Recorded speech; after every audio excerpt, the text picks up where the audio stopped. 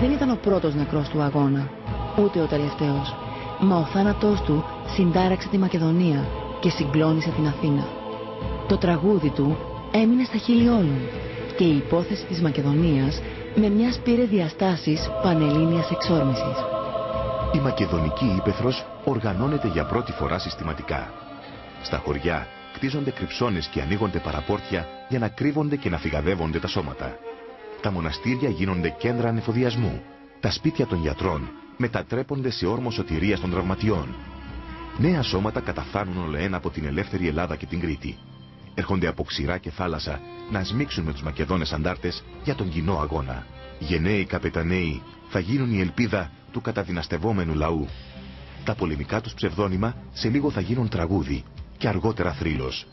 Καπετάν Βάρδας, καπετάν Ακρίτας, καπετάν Μπούας, καπετάν Κόρακας, καπετάν Νικηφόρος, καπετάν Φούφας, καπετάν Ρούβας και άλλοι.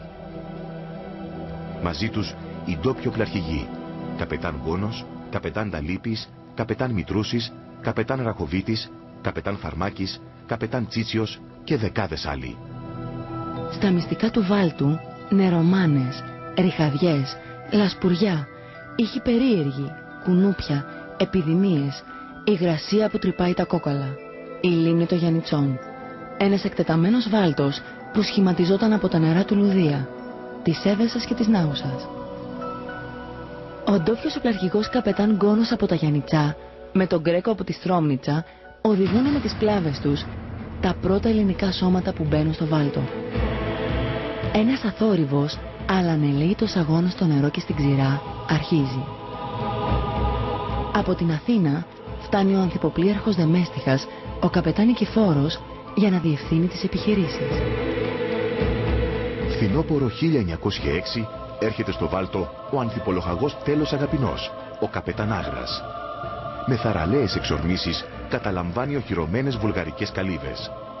Σε μια συμπλοκή πληγώνεται βαριά και τον πηγαίνουν στην Άουσα. Εκεί σκέπτεται: αυτός ο αγώνας δεν ωφελεί κανέναν. Πρέπει να σταματήσει. Θα μιλήσω στους αρχηγούς των Βουλγάρων. Βλέπει ότι η αλληλοσφαγή των χριστιανών εξυπηρετεί μόνο τους Τούρκους. Ζητά να επικοινωνήσει με τους αρχηγούς των Βουλγάρων για να μπει τέλος στον αδελφοκτόνο πόλεμο. Μα του στείλουν έδρα και τον πιάνουν. Από χωριό σε χωριό τον διαπομπεύουν. Τον γκρεμούν έξω από το Βλάδοβο της Έδεσας, το χωριό που σήμερα φέρει το όνομά του. Ο ελληνισμός, σφιχτοδεμένος, αντιμετωπίζει με επιτυχία τα απατηλά συνθήματα όπως «Αυτόνομη Μακεδονία» ή «Η Μακεδονία στους Μακεδόνες». Όλοι γνωρίζουν ότι πίσω από αυτά ελοχεύει η προσάρτηση της Μακεδονίας από τη Βουλγαρία, ακριβώς όπως έγινε με την Ανατολική Ρωμυλία στα 1885. Αλλά ο Μακεδονικός αγώνας δεν είναι μια ένοπλη σύραξη για κατάκτηση εδαφών. Στοχεύει κυρίως στο φρόνημα του λαού. Γι' αυτό και η κινητοποίηση είναι μαζική. Αγρότες και άνθρωποι των πόλεων, επιστήμονες, τεχνίτες, έμποροι, σιδηροδρομικοί, νομάδες αρκατσάνοι και βλάχοι, μαθητές, ένας ολόκληρος λαός ξεπετιέται ενωμένος για τη σωτηρία της πατρίδας. Τεράστια η συμβολή των γυναικών. Στην πρώτη γραμμή οι δασκάλες με το βιβλίο στο χέρι και το πιστόλι στην τσάντα. Γι' αυτό αυτές και οι άντρες συνάδελφοί τους υπήρξαν οι πρώτοι στις λίστες των προγραφών των βουλγαρικών κομιτάτων. Οι γυναίκες και νέα κορίτσια στελεχώνουν τα πολιτιστικά και κοινωνικά σωματεία. Ο αγώνας μεταφέρεται στις πόλεις. Ο ανθιπολοχαγός Σουλιώτης Νικολαίδης, μεταμφιεσμένος σε έμπορο, οργανώνει τη μυστική οργάνωση της Θεσσαλονίκης. Από τους πρώτους που μειούνται είναι τραπεζίτες, γιατροί, υπάλληλοι, έμποροι, κληρικοί, φαρμακοποιοί, ένας τυπογράφος, ένας ζαχαροπλάστης. Οργανώνεται δίκτυο πληροφοριών, δολιοφθορών, εκτελέσεων, οικονομικό μποϊκοτάζ, καθώς και λαϊκές κινητοποιήσεις. Στόχος να εκδιωχθούν από την πόλη οι Βούλγαροι, που τα τελευταία χρόνια, βάσει σχεδίου, είχαν αρχίσει να εγκαθίσταται εκεί. Το 1908, από τις φρουρές της Μακεδονίας, Τούρκοι αξιωματικοί δίνουν το σύνθημα της εξέγερσης κατά του σουλτανικού απολυταρχικού καθεστώτος. Το Σύνταγμα των Νεοτούρκων διακηρύσει την ισονομία και την ισοπολιτεία όλων των εθνοτήτων και προσφέρει γενική αμνηστία. Τα ένοπλα σώματα κατεβαίνουν στις πόλεις. Ο λαός πανηγυρίζει. Υποδέχεται με λουλούδια τους αντάρτες που παρελάβουν στις πόλεις. Όλοι ελπίζουν σε καλύτερες μέρες. Αλλά οι ελπίδες τους προδόθηκαν. Πολλοί Μακεδονομάχοι, όταν γύρισαν στα χωριά τους, δολοφονήθηκαν.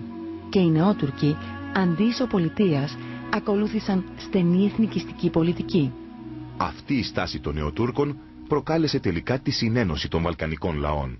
Το 1912, Έλληνες, Βούλγαροι, Σέρβοι, Μαυροβούνιοι συνασπίστηκαν για να εκδιώξουν τελικά τους Τούρκους από τη Μακεδονία, την Ήπειρο και τη Θράκη. Στον πόλεμο αυτό οι Μακεδονομάχοι, οργανωμένοι σε σώματα προσκόπων, μπήκαν βαθιά στη γνώριμη τους μακεδονική γη, ανοίγοντας το δρόμο στον νικηφόρο ελληνικό στρατό.